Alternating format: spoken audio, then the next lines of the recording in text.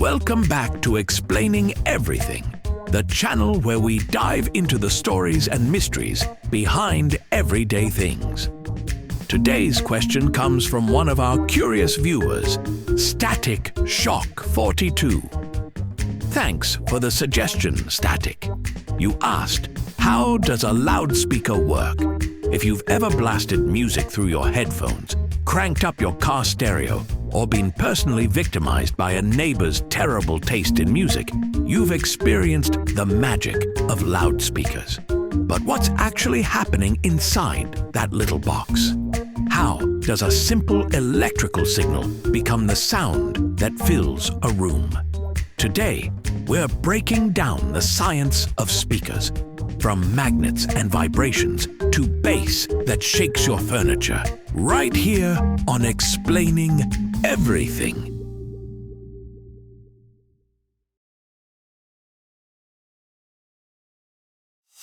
First things first.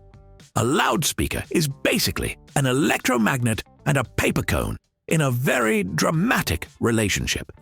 It all starts with an electrical signal from your phone, computer, or favorite vintage cassette player, because yes, some of you are keeping those alive. This signal meets the voice coil, a wire wrapped around a cylinder. When electricity flows through it, it creates a magnetic field, and right next to this coil, a permanent magnet. Now, magnets do what magnets do. They attract or repel, depending on polarity. Since the electrical signal is constantly switching direction, the coil is pushed and pulled by the magnet. This tiny back and forth motion. That's where the magic happens. The coil is attached to a diaphragm, a thin, flexible cone made of paper, plastic, or metal. As the coil moves, it pulls and pushes the diaphragm, making it vibrate. These vibrations create ripples in the air, aka sound waves. If you've ever tossed a rock into a pond and watched the ripples spread, congratulations! You understand how sound moves. Faster vibrations equal higher pitch. Slower vibrations equal lower pitch. So when a singer hits a high note, your speaker's diaphragm is basically sprinting, and if you turn up the volume, the diaphragm moves more, pushing out bigger waves. That's why loud music can physically shake the air, and why your downstairs neighbors now hate you. Now, let's talk bass, the thing that makes your car rattle when someone drives by with a subwoofer the size of a microwave. Bass sounds have longer wavelengths, meaning they need more air movement. That's why subwoofers, the speakers handling bass, are big and bulky. Ever felt bass in your chest at a concert? That's because those low frequencies don't just hit your ears, they physically move your body. Science is amazing and mildly terrifying. Most speakers don't work alone. They're a whole team of sound specialists. First, tweeters handle high-pitched sounds. Think birds, violins, and microwave beeps. Second, mid-range speakers take care of human voices, guitars, and most of the stuff in between. Third, woofers, yes, that's really their name, handle the bass. Fun fact, woofer comes from the sound of a dog barking. A crossover network acts like the DJ, making sure the right sounds go to the right speakers.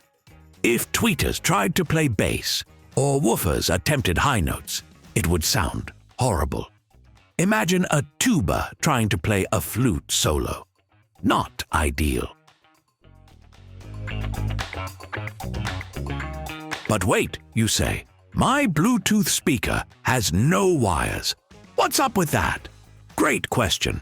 Bluetooth speakers still have the same basic components: voice coil, magnet, diaphragm, but instead of getting signals from a wire, they use radio waves to receive digital audio. Once that signal arrives, a tiny built-in amplifier boosts it up since raw Bluetooth signals are weak. And then the speaker does its normal, vibrating magic. So, while it might seem like sorcery, it's just wireless signals doing what they do best, confusing grandparents.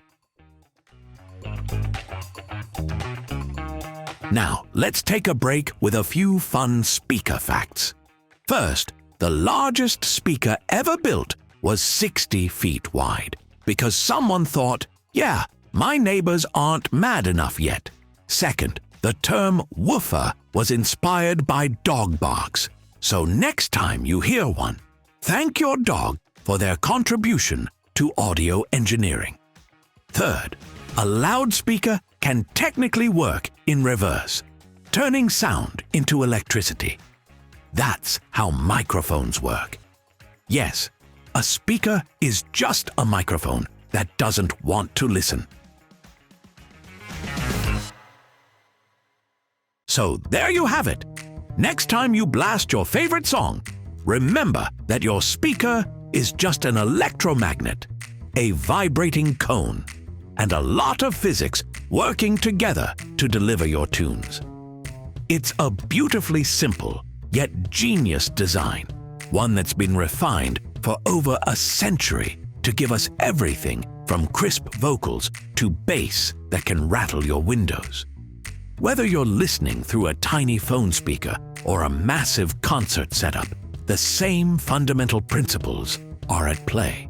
And now, when someone asks, how do speakers even work?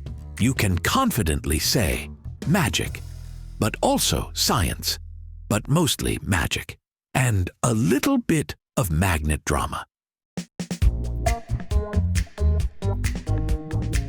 If you learned something new about the speakers your neighbors are so mad about, leave a like, hit that subscribe button, and maybe lower your speaker's volume while you're at it. Also, if you have suggestions for our next video, feel free to share them in the comments below. We'll be sure to give you an acknowledgement for your contribution.